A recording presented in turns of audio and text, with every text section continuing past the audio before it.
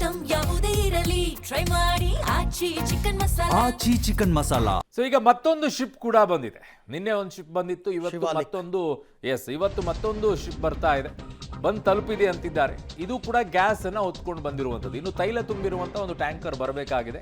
LPG ಹೊತ್ತು ತಂದಿದೆ ನಂದಾದೇವಿ ಹಡಗು. 45,000 ಟನ್ ತೂಕವನ್ನು ಹೊಂದಿರಬೇಕಿದು. ಗುಜರಾತ್ನ ವಾಡಿನಾರ್ ಬಂದರಿಗೆ ಬಂದಂತ ಹಡಗು ನಿನ್ನೆ 55,000 ಟನ್ ತೂಕವನ್ನು ಹೊಂದಿರುವಂಥದ್ದು ಬಂದಿತ್ತು. ಇದು 46,000 ಟನ್ LPGಯನ್ನ ಹೊತ್ತು ತಂದಂತಹ ಹಡಗು ಇದು. ನಿನ್ನೆ ಮುಂದ್ರಾ ಬಂದರಿಗೆ ಶಿವಾಲಿಕ್ ಹಡಗು ಬಂದು ತಲುಪಿತ್ತು. ಈಗ ನಂದಾದೇವಿ ಹಡಗು ಬಂದು ತಲುಪಿದೆ. ಎಷ್ಟು ಚೆನ್ನಾಗಿದಾವೆ ನೋಡಿ ಹಡಗುಗಳಿಗೆ ಇಟ್ಟಿರುವಂತಹ ಹೆಸರುಗಳು ಅಲ್ವಾ? ಹೌದು.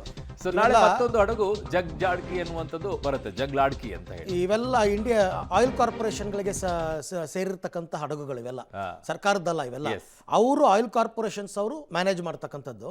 ಅವರು ತಂದು ಅದನ್ನ ಇಂಡಿಯಾದಲ್ಲಿ ಡಿಸ್ಟ್ರಿಬ್ಯೂಟ್ ಮಾಡ್ತಾರೆ. ಬಟ್ ತುಂಬಾ ಹೆಸರು ಚೆನ್ನಾಗಿದಾವೆ, ಒಂದೊಂದು ಹೆಸರುಗಳನ್ನ ನೋಡ್ತಾ ಇದ್ರೆ. ಬಟ್ ಇನ್ನು 22ರಿಂದ 24 ಹಡಗುಗಳು ಬರಬೇಕಾಗಿದೆ. ಅವು ಬಂತಂದ್ರೆ ನಮಗೆ ಮತ್ತೊಂದಿಷ್ಟು ಸಮಸ್ಯೆಗಳು ಆಗ್ಲಿಕ್ಕಿಲ್ಲ.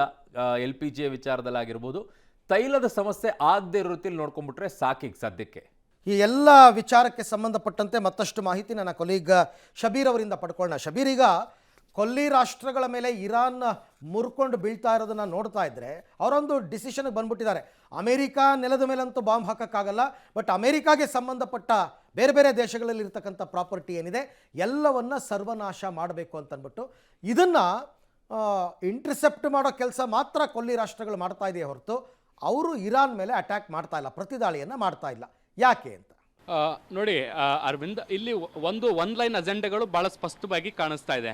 ಅಮೆರಿಕಕ್ಕೆ ಮಧ್ಯಪ್ರಾಚ್ಯದಲ್ಲಿ ಇರಾನ್ ಪ್ರಬಲ ಆಗಬಾರದು ಅನ್ನುವಂಥದ್ದು ಮುಖ್ಯವಾದಂಥ ಉದ್ದೇಶ ಇರುವಂಥದ್ದು. ನೋಡಿ, ಇಡೀ ಗಲ್ಫ್ನಲ್ಲಿರುವಂಥ ಎಲ್ಲ ದೇಶಗಳು ಅಮೆರಿಕ ಹೇಳ್ದಂಗೆ ಕೇಳ್ತವೆ, ಆದರೆ ಇರಾನ್ ಮಾತ್ರ ಅಮೆರಿಕ ಹೇಳ್ದಂಗೆ ಕೇಳಲ್ಲ.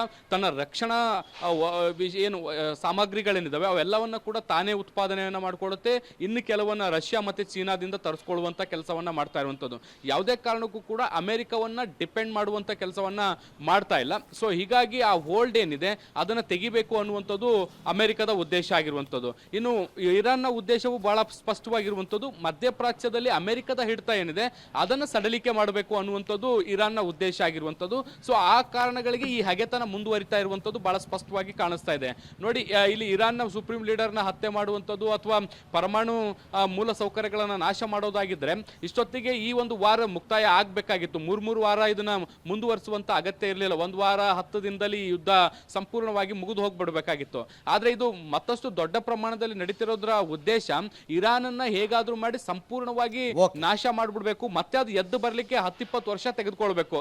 ಆ ರೀತಿಯಾಗಿ ದಾಳಿಯನ್ನ ಮಾಡಬೇಕು ಅನ್ನುವಂತ ನಿಟ್ಟಿನಲ್ಲಿ ಅಮೆರಿಕ ದಾಳಿಯನ್ನ ಮಾಡ್ತಾ ಇದೆ. ಅಮೆರಿಕದ ಮೂಲ ಸೌಕರ್ಯಗಳು ಮಧ್ಯಪ್ರಾಚ್ಯದಲ್ಲಿದ್ದಾವೆ, ಅವುಗಳನ್ನ ಹೊಡೆದುರುಳಿಸುವ ಮೂಲಕ ಮಧ್ಯಪ್ರಾಚ್ಯದಲ್ಲಿ ಅಮೆರಿಕದ ಅಸ್ತಿತ್ವವನ್ನ ನಾಶ ಮಾಡಬೇಕು ಅಂತ ಇರಾನ್ ಹೊರಟಿರುವಂತದ್ದು. ಸೊ ಈ ಕಾರಣದಿಂದಲೇ ಈ ಸಂಘರ್ಷ ಮತ್ತಷ್ಟು ತಾರಕಕ್ಕೆ ಏರ್ತಾ ಇರುವಂತದ್ದು. ಅರವಿಂದ್, ರೈಟ್.